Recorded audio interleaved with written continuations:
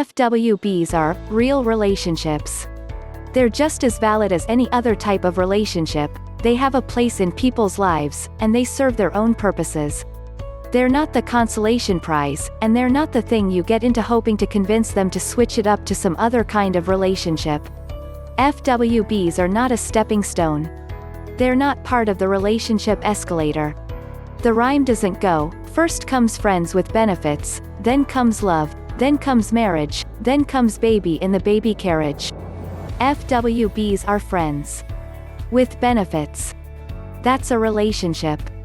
If you want that kind of relationship, then great, have fun. If you don't, then don't get into one hoping that if you just fuck them good enough, and long enough, they'll magically see how you're really the one and change everything for you. That's about as bad as those dudes who pretend to be friends with women and then get mad at her when she thinks of him as the friend he was pretending to be instead of the boyfriend he was really hoping to be. FWBs are not the new friend zone. Fuck your friends, if you both want that. Date your friends if you both want that. Don't fuck your friends hoping they'll want to date you instead. If you want to date them, ask for what you want. But be prepared to hear a no. FWBs are real relationships, and for a lot of people, they work just fine and that's all they want. They're not the practice run to a real relationship.